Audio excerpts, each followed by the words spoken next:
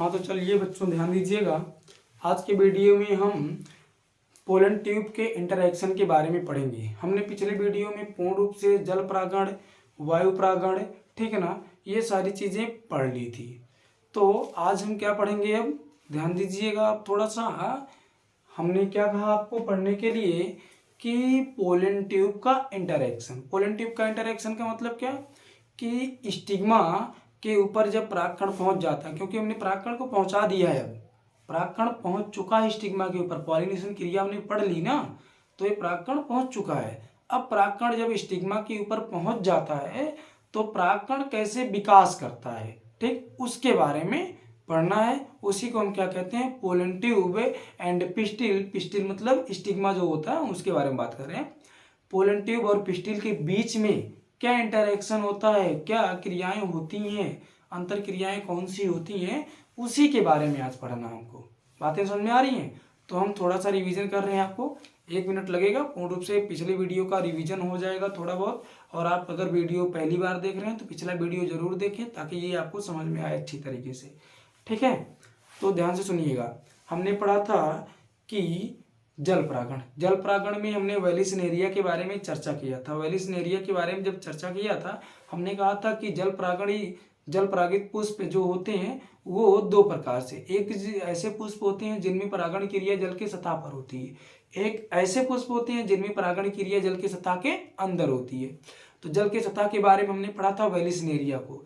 जल के सतह के अंदर सिरेटोफिल्लम के बारे में पढ़ा था हमने, ठीक है ना, कल बताया था हमने। फिर हाइड्रोजोस्टेरा के बारे में पढ़ा था, जो समुद्री पौधा एक, ठीक है ना, उसके बारे में पढ़ा था। हाइड्रिला के बारे में ही हमने बताया था आपको। तो ये क्या है, कुछ ऐसे पौधे हैं। फिर उसके बाद हमने कहा था कि कुछ ऐसे पौधे होते हैं जो जल में पाए जाते हैं, ठीक है ना, कुछ ऐसे पादप होते हैं जो जल में पाए जाते हैं लेकिन उनमें परागण क्रिया जल के द्वारा नहीं होती है। परागण क्रिया किसके द्वारा होती है, कीट व वायु के द्वारा। एग्जाम्पल हमने क्या दिया था आपको, जलकुंभी दिया था, ठीक है ना, मुकुदनी दिया था, और क्या दिया था हमने, कमल दिया था, लोटस दिया था, ठीक। ये सारा आपका एग्जाम्पल हमने दिया था।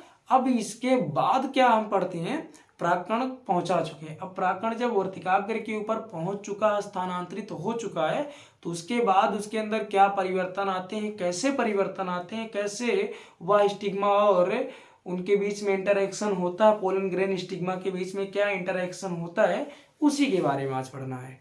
बात समझ में आई? टॉपिक क्या पढ़ना हमको?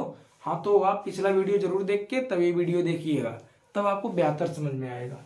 बाकी चलिए ध्यान दीजिए, बोर्ड की तरफ आप थोड़ा सा कंसंट्रेट करिए, अच्छी तरीके से आएगा, कोई ऐसी बात नहीं है। हमने क्या कहा, ये कोई एक मान लीजिए स्टिग्मा है, कोई एक स्टिग्मा है, ये क्या है, यह जो एक कोई पिस्टिल है, ठीक है, कोई एक पिस्टिल है।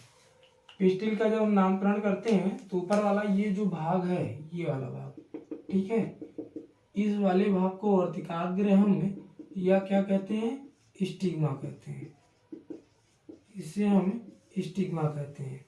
ये कैसा होता है, हमने पिछले वीडियो में बताया है, चिपचिपा होता है, चिपचिपा होता है, ठीक, उसके बारे में बात की थी। ये नैरो वाला पार्ट कौन सा है, स्टाइल है, ये वाला पार्ट कौन सा है, ओवरी है, ठीक है ना, अंडाशय जिसे कहते हैं।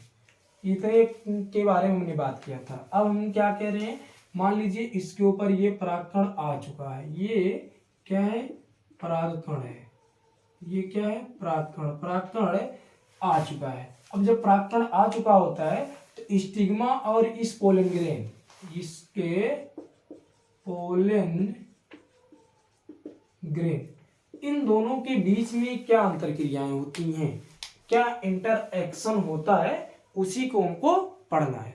तो होता क्या है, चलिए ध्यान दीजिएगा। अब थोड़ी सी चीजें हम लिख रहे हैं इस पे, पहले सुन लीजिए।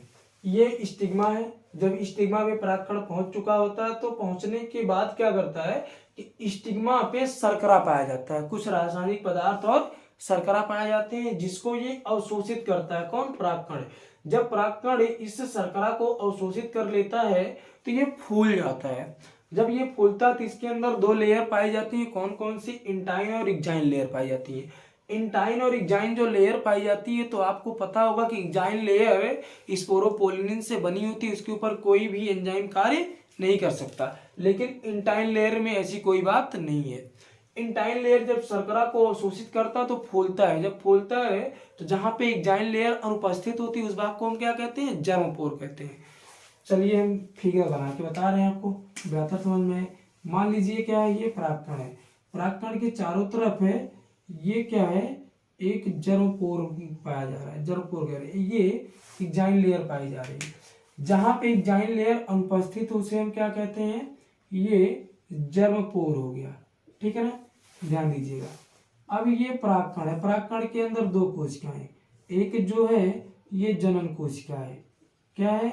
जनन कोशिका, या फिर इसको हम जनरेटिव सेल कहते हैं। ये कौन सी है? कायिक कोशिका है। कौन सी है? कायिक कोशिका। कायिक कोशिका का केंद्रक है, जिसको हमने यहाँ पे एरो लगाया है, ये कायिक कोशिका पूरी की पूरी। कायिक कोशिका के अंदर ये जनन कोशिका है। हमने क्या कहा?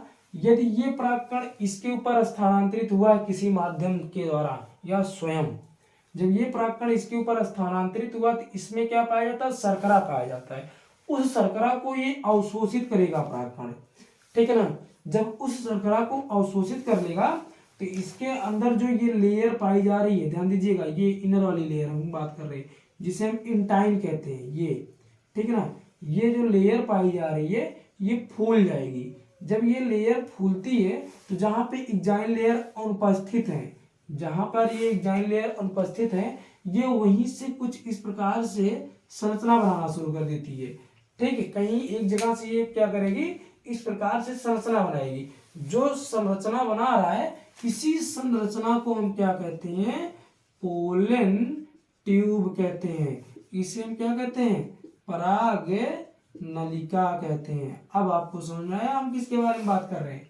हमने क्या कहा कि यदि कोई परागकण स्टिग्मा के ऊपर स्थानांतरित होता है तो वह वहां से शर्करा को अवशोषित करने के बाद, ठीक है, इंटाइन लेयर फूल जाती है। जब इंटाइन लेयर फूलती है तो जहां पे एक्जाइन लेयर अनुपस्थित होती है, ठीक है ना, उस वाले भाग से इंटाइन लेयर बाहर निकलती है।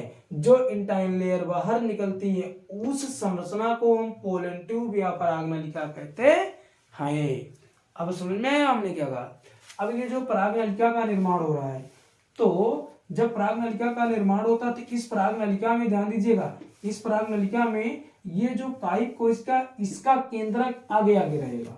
इसमें मतलब क्या? ये केंद्रक कहाँ आ गया? यहाँ पे आ गया। और ये पूर्ण रूप से इसका जो साइटोप्लाज्म ये है, इसका साइटोप्लाज्म यहाँ तक रहेगा। मतलब ये पूर्ण रूप से, ये समझ लीजिए कि यहाँ से यहाँ तक पूरा का पूरा क्या है? एक कायिक कोशिका का साइटोप्लाज्म है यहाँ से, और ये केंद्रक यहाँ चला गया, ठीक। अब ये जो जनन कोशिका है, जिसको हम जनरेटिव सेल कहते हैं, वो जनरेटिव सेल इसमें डिवाइड होके इसमें इंटर करेगी और दो भागों में डिवाइड हो जाएगी। ये समसूत्री विभाजन करेगी, ठीक है ना, और दो भागों में डिवाइड हो जाएगी। जो दो भागों में डिवाइड हो रही है, थोड़ा बड़ा बना रहे हैं ताकि आपको वीडियो में दिखे, जो दो भागों में डिवाइड हो रही है, इन दोनों भाग को हम क्या कहते हैं? नर युग्मक कहते हैं। दोनों भाग को हम क्या कहते हैं? दोनों भाग को हम नर युग्मक कहते हैं। अब ये जो नर युग्मक बना है, ठीक, वो कैसे आगे जाता है, किस प्रकार से, हम उसी के बारे में हम बात कर रहे हैं। तो ध्यान दीजिएगा अब इस वीडियो पे, ठीक है ना, इस फिगर पे, वीडियो पे नहीं, फिगर पे। ये क्या है? ये प्लासेंटा है, ये प्लासेंटा है। इसके ऊपर ये क्या पाया जाता है? हमने आप लोगों को बताया था, ठीक, फ्यूनिकल। ये क्या है? ये बीजांड है, ओव्यूल है। क्या? ओव्यूल, जिसे हम क्या कहते हैं? बीजांड कहते हैं। ये हो गया। अब हमने क्या कहा? यहाँ परागकण पहुंचा, परागकण पहुंचने के बाद ये पोलन ट्यूब का निर्माण कर रहा है। ये क्या है? ये पोलन ट्यूब है। अब बात समझ में आई? एक चीज हमेशा नोट रखिएगा, ये जो परागकण है इस स्टिग्मा पर चिपकेगा तो ये पूरा का पूरा परागकण यहाँ तक नहीं आएगा, बिल्कुल नहीं। इस परागकण के द्वारा जो ये नलिका बनाई जा रही है, इस नलिका के अंदर से होते हुए ये जनन कोशिका दो भागों में डिवाइड होकर यहाँ तक पहुंचेगा और इसके साथ में फर्टिलाइजेशन की क्रिया करके वो सीड बनाएगा, बीज का निर्माण करेगा, सीड का निर्माण करेगा। ठीक है ना, तो उसके बारे में बता रहे हैं। तो हमने क्या कहा, ये परागकण इसके ऊपर स्थानांतरित हुआ था, स्थानांतरित होने के बाद ये इसे अवशोषित किया, अवशोषित कर क्या अवशोषित किया, शर्करा कुछ के रासायनिक पदार्थ भी होते हैं, उसको अवशोषित करने के बाद ये परागनलिका का विकास हुआ और परागनलिका यहाँ तक पहुंच चुकी है। ठीक, अब ये परागनलिका यहाँ तक जो पहुंच चुकी है, इस परागनलिका से होते हुए क्या आ रहे हैं, इस परागनलिका से होते हुए, ठीक ना, आगे आगे इसमें, ठीक ना, आगे आगे क्या चल रहा है, कायिक केंद्रक चल रहा है। क्या चल रहा है, कायिक केंद्रक चल रहा है। और इसी के जस्ट पीछे यहाँ पे बना रहे हैं, इसी के जस्ट पीछे दो नर युग्मक चल रहे हैं, दो नर युग्मक चल रहे हैं। अब आप कहेंगे दो नर युग्मक की क्या जरूरत है, सीड तो एक का ही बनाएगा, फर्टिलाइजेशन क्रिया में एक के भाग लेगा। हाँ सही बात है, लेकिन अभी आगे आपको स्पष्ट हो जाएगा क्या कार्य है, आप परेशान ना होइए। चलिए ध्यान दीजिए, अब ये क्या हुआ, इन दोनों के बीच में इंटरेक्शन खत्म हो गया, बस इतना इंटरेक्शन था इन दोनों के बीच में। अब इसके बाद का इंटरेक्शन किसके बीच में होगा, अब पोलन ट्यूब और बीजांड के बीच में होगा, ओव्यूल के बीच में होगा। पोलन ट्यूब और ओव्यूल के बीच में कैसे होता है, तो उसके बारे में थोड़ा ध्यान दीजिएगा। आप इसको अगर बनाना चाहते हैं, लिखना चाहते हैं तो लिख लीजिए, हम साइड हो रहे हैं, फिर उसके बाद तुरंत हम आगे नए फिगर पे चल रहे हैं। चलिए आगे चलते हैं। ठीक, मैं थोड़ा सा कम टाइम इसलिए देता हूँ कि आप वीडियो को रोक कर, ठीक है ना, जो फिगर बनाना चाहते हैं फिगर बना लीजिए अच्छी तरीके से, फिर आगे चलिए। ठीक है ना, वीडियो बहुत लंबा ना हो इसलिए मैं थोड़ा कम टाइम देना चाहता हूँ, और कोई बात नहीं है। वीडियो अगर ना समझ में आया दोबारा जरूर देखिए, एक बार देखने से ना समझ में आए दोबारा देखिए, 100% आएगा, कोई दिक्कत नहीं है। अब ये क्या है, हम यहाँ तक पढ़ चुके थे, यहाँ तक हमने पढ़ा था। इसमें क्या पढ़ा था, ये कोई एक एम्ब्रियोसेक है, ठीक है ना, ये क्या हमने पढ़ा था, एम्ब्रियोसेक है।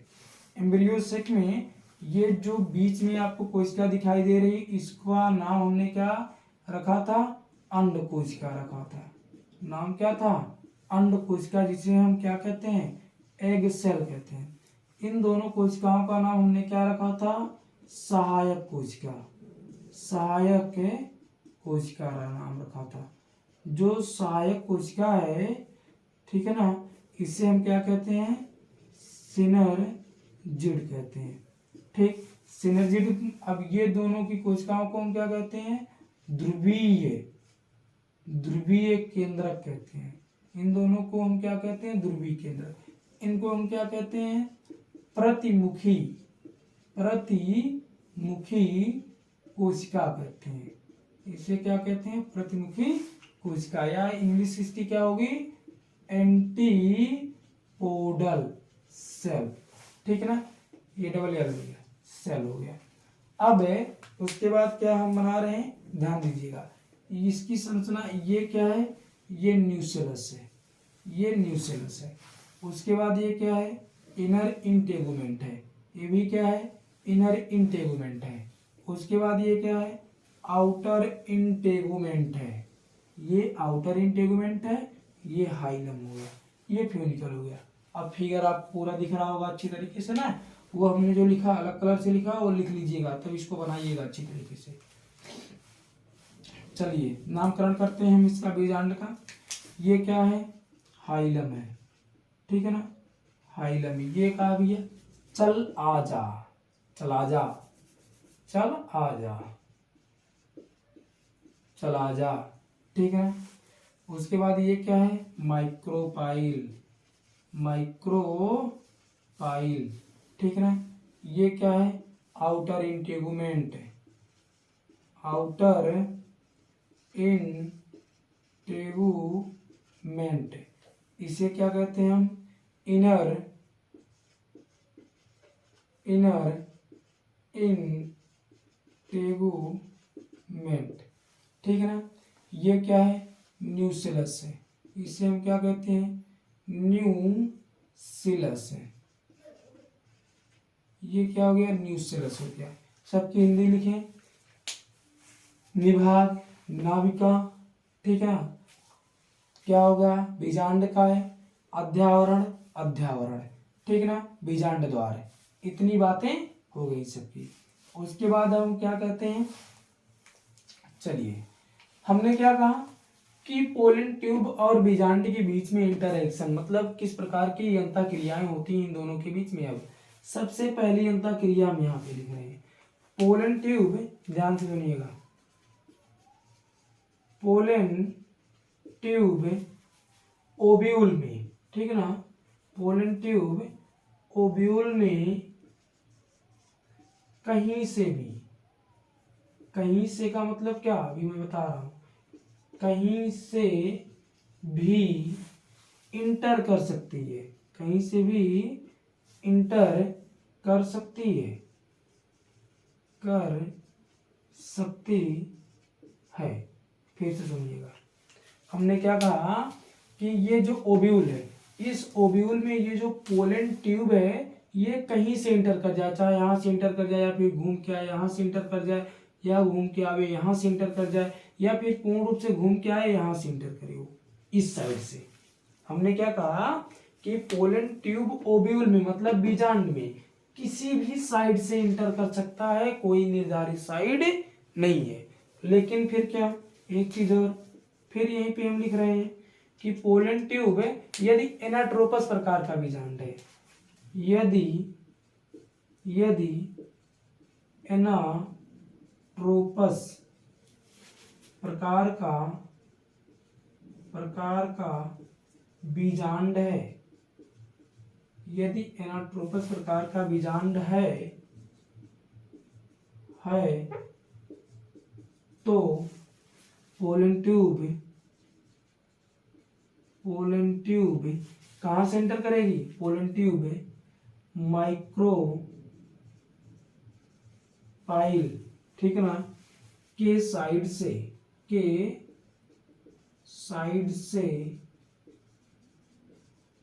इंटर करती है, ठीक है ना।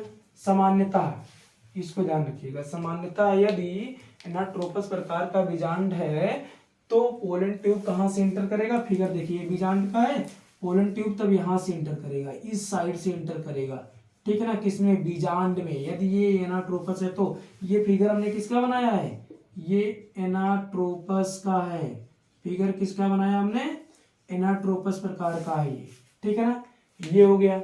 लेकिन ये आपको याद रखना है कि जो पोलन ट्यूब वो प्रतिबद्ध नहीं है कि सिर्फ यहीं से इंटर करेगा बीजांड में, ये प्रतिबद्ध नहीं होता, वो कहीं से भी इंटर कर सकता है बीजांड में, ठीक है ना। हम किसकी बात कर रहे हैं, बीजांड की बात कर रहे हैं, ये बात समझ में आई। अब नोट लिखो, नोट क्या लिखना है, चलो लिखो भैया नोट, और इम्पॉर्टेंट है बड़ी वाली, लिखना क्या है कि पोलन ट्यूब, लिखना है पोलन ट्यूब एम्ब्रियोसेक में, ठीक है ना, ये क्या है, एम्ब्रियोसेक है,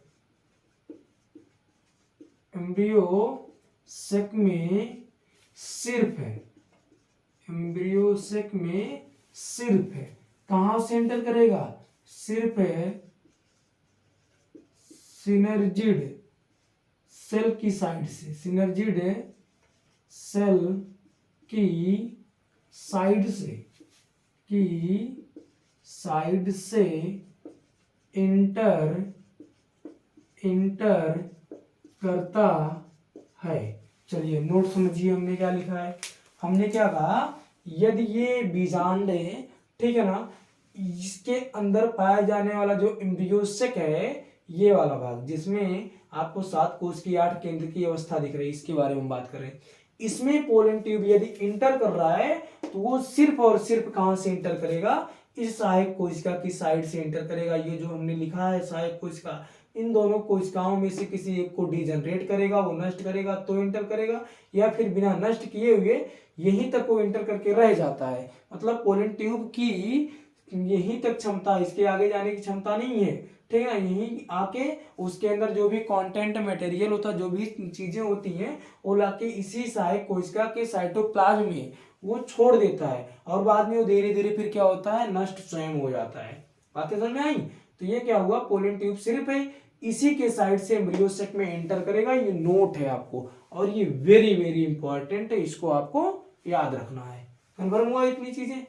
तो अब ये पोलन ट्यूब कहाँ पे एंटर कर गया, आपका बीजांड के अंदर पोलन ट्यूब एंटर कर गया है। बीजांड के अंदर एंटर करने के बाद ये एम्ब्रियो सेक में एंटर कर गया है। जब एम्ब्रियो सेक में एंटर कर जाता है तो अब की प्रोसेस क्या बच रही है, फर्टिलाइजेशन। फर्टिलाइजेशन की प्रोसेस हम अगली वीडियो में करेंगे। धन्यवाद। आप पढ़ते रहिए, वीडियो देखते रहिए, ठीक है।